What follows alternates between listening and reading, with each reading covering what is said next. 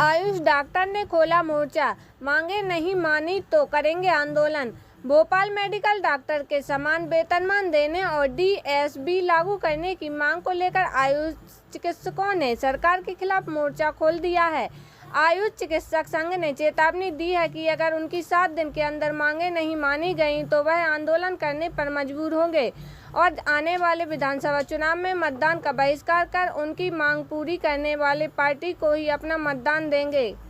ये जो संख्या है, सर ने बताई, ये पंजीकृत चिकित्सकों की संख्या है और वो संख्या जैसे आयुर्वेद, यूनानी, होम्योपैथी की अलग अलग है। ये लगभग आयुर्वेद की संख्या निकल के आ रही थी। जो हमारे मेडिकल ऑफिसर हैं मध्य प्रदेश में और पैरामेडिकल स्टाफ अगर सारे को मिलाते हैं तो वो लगभग 6000 के लगभग संख्या वर्तमान में आयुष डिस्पेंसरियों में और हॉस्पिटल में पदस्थ कार्यरत। निश्चित रूप से अगर आपका ये प्रश्न है कि हड़ताल पे अगर चले जाते हैं तो स्वास्थ्य सेवाओं पे इसलिए दुष्प्रभाव होता है कि हमारी जो ज्यादातर डिस्पेंसरियां हैं वो सुदूर ग्रामीण अंचलों में जहां पे कोई स्वास्थ्य सुविधाएं नहीं है, हमारी डिस्पेंसरियां वहां संचालित है। नंबर 1, आज की तारीख में हमारे जो NRHM के अंतर्गत PHC, CHC में भी हमारे डॉक्टर काम कर रहे हैं और कई PHC, CHC ऐसी हैं कि केवल वहां आयुष के चिकित्सक ही पदस्थ हैं और वो पूरे उसका संचालन कर रहे हैं। तो ऐसी स्थिति में अगर हड़ताल पर जाते हैं तो ग्रामीण क्षेत्र की जो स्वास्थ्य सुविधाएं वो बेहद प्रभावित होती हैं और शहरी क्षेत्रों में भी, चूंकि जो पुराने रोगी हैं, ज्यादातर पुराने रोगी वो आज की तारीख में हमारे जो आयुष चिकित्सा पद्धति का ट्रीटमेंट है वो लेने के लिए आते हैं और उससे स्वास्थ्य सेवाओं पर निश्चित रूप से विपरीत असर होगा अगर हमारे डॉक्टर हड़ताल पर जाते हैं।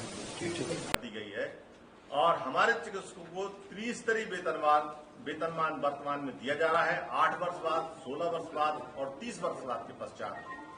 और वो भी बहुत सारे चिकित्सकों का प्रकरण जो प्रचलित वेतनमान है उनके प्रकरण आज भी लंबित हैं, उनके सभी के प्रकरणों का निराकरण नहीं किया गया है, जबकि सुप्रीम कोर्ट और मध्य प्रदेश सरकार ने भी, भारत सरकार ने भी ऐसा माना है कि सभी चिकित्सकों को कार्य के आधार पर समान वेतनमान दिया जाना चाहिए, समान सुविधाएं दी जानी चाहिए। तो ये विसंगति है। सेवानिवृत्ति में भी हमारे चिकित्सक 62 वर्ष में सेवानिवृत्त हो रहे हैं और एलोपैथी में 65 वर्ष में सेवानिवृत्त हो रहे हैं और सुप्रीम कोर्ट ने भी ये बोला है कि ये इस तरीके की असमानता नहीं होना चाहिए। उसी आधार पर जो चिकित्सा अधिकारी 62 वर्ष के बाद सेवानिवृत्त हो रहे हैं तो उन्हें अगर वो कोर्ट में गए हैं तो उनको स्थगन मिला है, स्थगन के आधार पर वो काम कर रहे हैं। प्रदेश में आयुष विभाग के चिकित्सा अधिकारियों कर्मचारियों की कुल संख्या 30-35 हजार के करीब और हमारी जो न्यायोचित मांगे हैं उन पर भी सरकार कोई ध्यान नहीं दे रही है, जबकि अनेक विभागों को CM साहब ने महापंचायत करके उनकी समस्याओं को निराकरण करने का प्रयास किया है। लेकिन अनेक आग्रहों के बावजूद भी CM साहब ने अभी आयुष विभाग की पंचायत नहीं बुलाई है, न उनकी समस्याओं को निराकरण करने के लिए कोई ध्यान दिया है। उनका ध्यान आकर्षित करने के लिए हमने प्रदेश के पूरे जिलों के जो हमारे मध्य प्रदेश राजपत्रित आयुष चिकित्सा अधिकारी संघ के जिलाध्यक्ष हैं और वहां के जो चिकित्सक हैं उनको निर्देशित किया था कि आप 25 और 26/9/2023 में अपने अपने जिलों में मुख्यमंत्री के नाम से कलेक्टर महोदय को एक ज्ञापन सौंपेंगे जिसमें न्यायोचित मांगे जो हमारी हैं उनको CM तक पहुंचाएंगे। उसी तारतम्य में आज ये प्रेस वार्ता रखी गई है। आपके समक्ष वो मांगे रखी गई हैं जो हमारी न्यायोचित मांगे हैं। आप सभी से भी यही आग्रह है कि ये मांगे हमारी CM साहब तक पहुंचे और CM साहब हमारी न्यायोचित मांगों का अध्ययन करके उसकी पूर्ति करें। उसकी पूर्ति हेतु हम लोगों से चर्चा करें। क्या मांगी सर आपकी? हमारी एक मध्य प्रदेश राजपत्रित आयुष चिकित्सा अधिकारी संघ के संरक्षक पद का दायित्व निर्वहन कर रहा हूँ। सुदूर ग्रामीण क्षेत्रों में आयुष के डॉक्टर ही सेवाएं दे रहे हैं। वहाँ जो है ये थक गई है सरकार, एलोपैथी के डॉक्टर नहीं जा पाते, हमारे डॉक्टर ही सेवा कर रहे हैं ग्रामीण क्षेत्रों। और उसके बाद भी हमारे साथ जो है पक्षपात की रवैया निरंतर चल रहा है कि जिस प्रकार से एलोपैथी में डीएसीपी की व्यवस्था लागू कर दी गई है, अर्थात एक समय समय पर वेतनमान में सुधार किया गया है, बढ़ाया गया है उसको।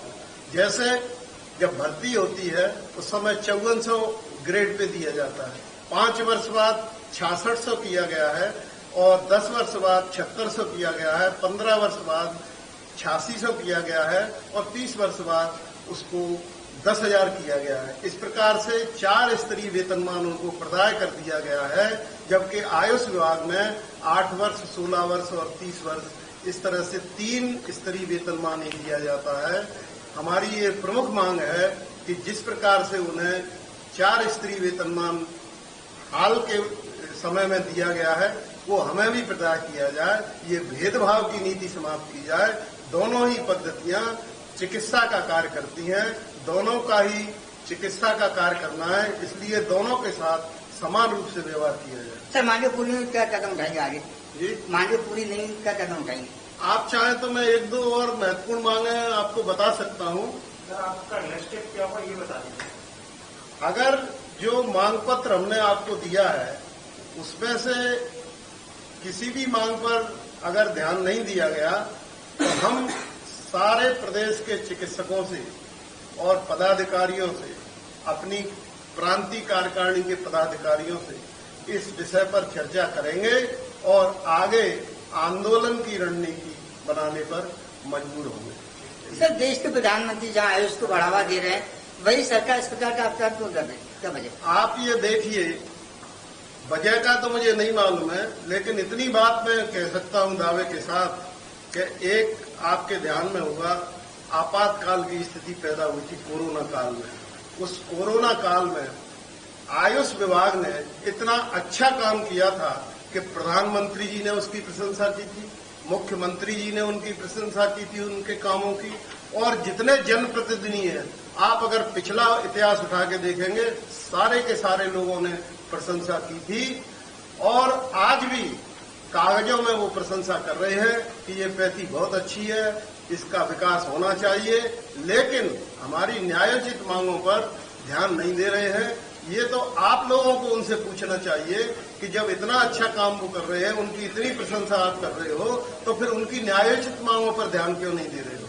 उनका ध्यान आकर्षित कराने के लिए ही हम आप लोगों से आग्रह कर रहे हैं और आगे आंदोलन की रणनीति निश्चित रूप से बनेगी अगर हमारी न्यायोचित मांगें पूरी नहीं होंगी।